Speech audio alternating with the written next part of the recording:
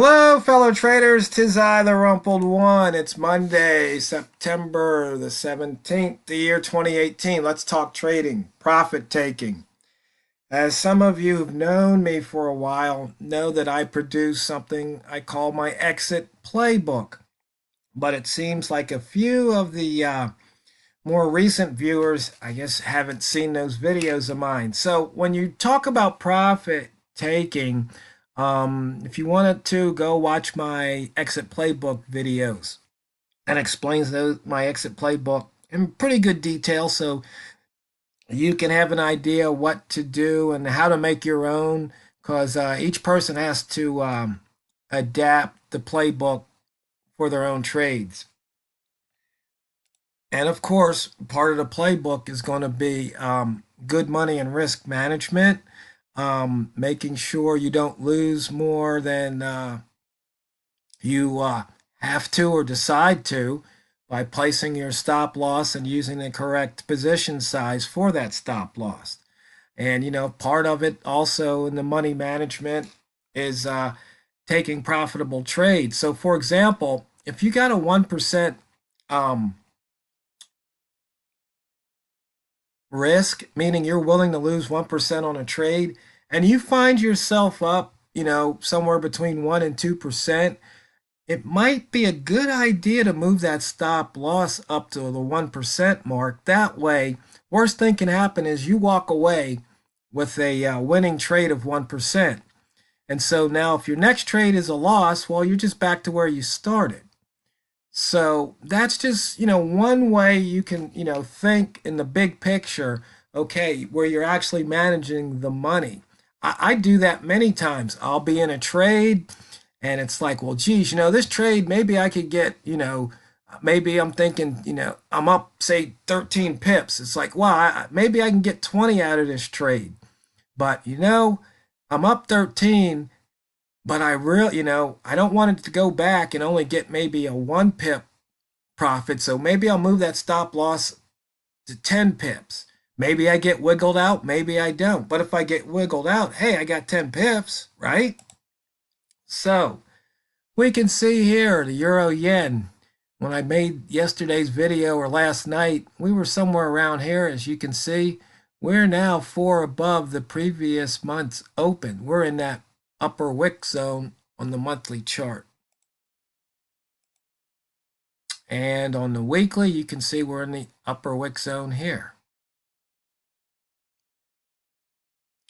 And the pound dollar is yet to fill, but the euro GBP we filled. So anybody taking that gap trade, playing it, even though it was late last night, it paid off.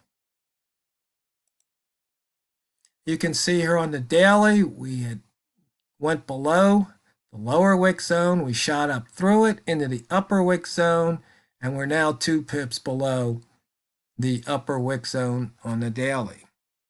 And see here, we've only got 3 pairs over 100 pips. Euro yen clocking in at 94 and the dollar yen only 27. Once again, showing why I switched my main trade from dollar yen to euro yen based on statistics. And if I remember correctly, yesterday we had this candle in the video. I don't remember exactly where we left off, but you can see here that last buy zone trade was a nice winner. The short zone trade, not so much. And I need to get that off of the screen here so people don't think I'm using that. So here in the dashboard, where IMA, and the easiest way is I could just set that to a 0, and then that column disappears, but all I got to do is put a column number back in there, and I haven't lost all those other parameters. That's kind of a quick way to do that. Rat zone, as you can see here, we made a new high.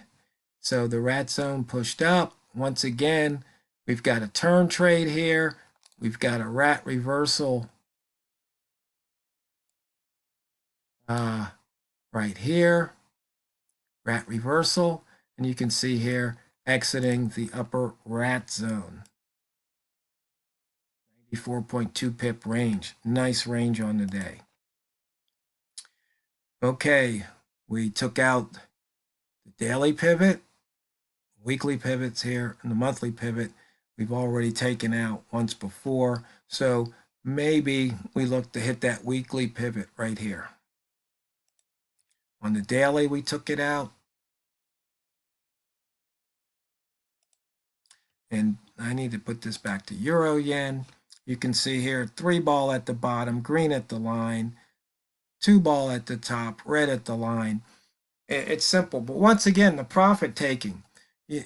On some of these, depending on the strong reversal. So take, for example, right here. That's only a 1 ball, right? That's a 1 ball. So that means it's not really that strong of a point. So, hey, you grab your 10 pips, be happy. Here, 2 ball, grab your 10 pips, be happy. Or 1 balls, I'm sorry. You see here, 3 ball, hey, maybe I can get more than 10 pips. 2 ball, maybe you can get more, maybe not. 3 balls where I might want to stick in that trade for a while. 1 ball, give me 5 or 10, I'm happy. So you see here, you probably right there, you maybe could have gotten about 8 pips out of that trade. Because right here, this line, when the bid line, this is the bid price, not the ask price. So the ask price would be, the spread's a little over, almost 2 pips. So the ask price would have been 82 there. In fact, we might even be able to see it when we look at the tick chart. And here we go. Previous daily sessions, the lines, low, close, mid, open, high. We're just taking the cross at the line once again using the H1 candle color.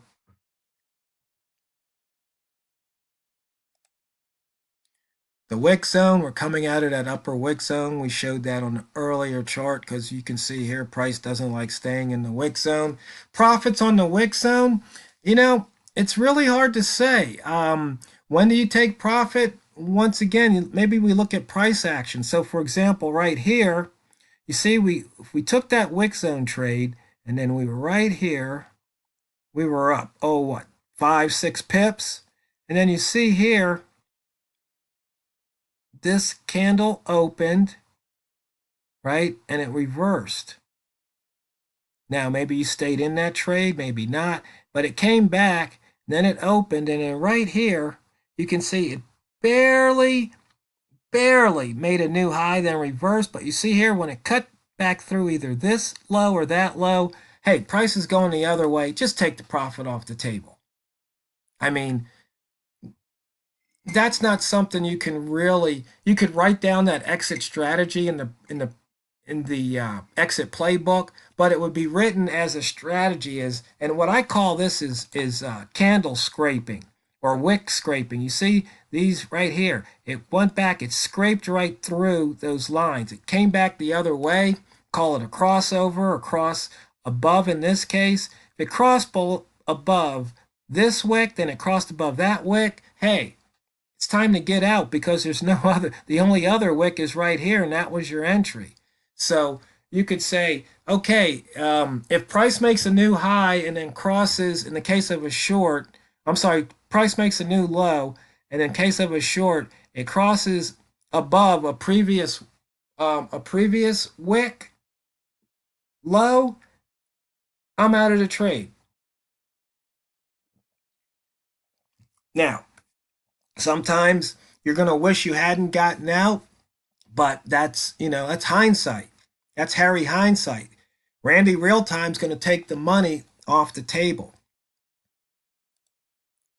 And so you can see here, we've got the holo set up. That happened right here.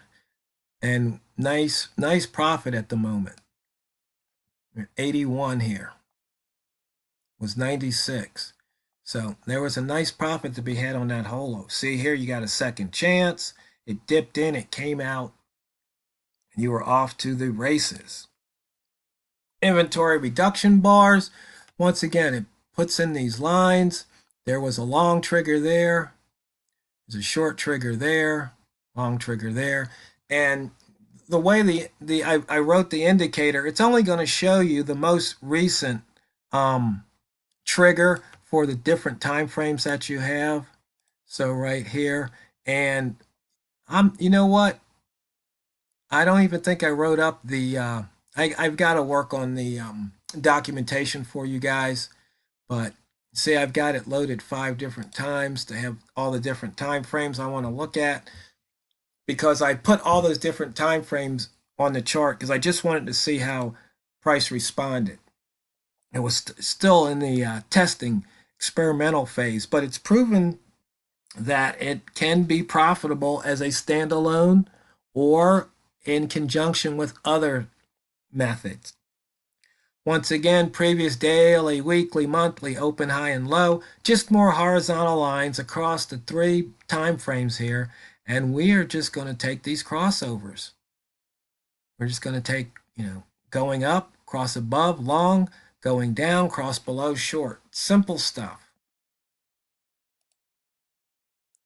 Okay, I guess we can't see all that movement on the tick chart, but we can look at it on the M1 chart here. And once again, we saw all that price action here when it was here at this level, and then it came back down through here. And then just most recently, right here, this is where you can see, even at the 1 minute, see it made a new high. Let's just say you jumped in right here. You see this turn trade and say, okay, I'm going to do a turn trade. So you got in here. So you see here, it's pushing up, pushing up. And so see here, it came down. Now you see, oh, it top scraped. Maybe you got out. If not, right here, you see it came down, it didn't make a new high, went into that wick zone, so you use a wick zone as an exit. Let's say you stayed in here. Right here, it made a new high. There's a top scrape telling you to get out. Right here, at this level, or even here, you see you've got a turn trade on the 1 minute. So right here, if you exit it with this turn trade on that 1 minute, you can see here, you got the lion's share of that trade. So if you just simply went turn to turn, so you turn at the bottom, comes up here, it turns at the top. Okay, you got to turn at the bottom here, you got to turn at the top. You got to turn at the bottom, you got to turn at the top. I mean, you can just play the turn trade, even at the 1 minute level, or if you want to say, oh, that's too much quote unquote noise, you can look at the 5 minute level. Whoops, where'd it go? Am I still rolling? Okay, yeah, good. You can see here, turn at the bottom, turn at the top. Nice. Is that not a nice little trade there? Just using the turn trade. So you see here, exit playbook. You might have some other entry method, but as an exit, you go, hey, if I get a turn trade, I'm out. If I get a rat reversal, I'm out. Pick the time frame. You could use 1 minute, you could use 5 minutes, you could use 1 hour. I mean, the same thing holds true. Turn trade at the bottom. Here, that's not a turn trade. Okay, turn trade at the top, continuation, you're out. You got most of that run. You left a few pips on the table, but wouldn't you be happy with that?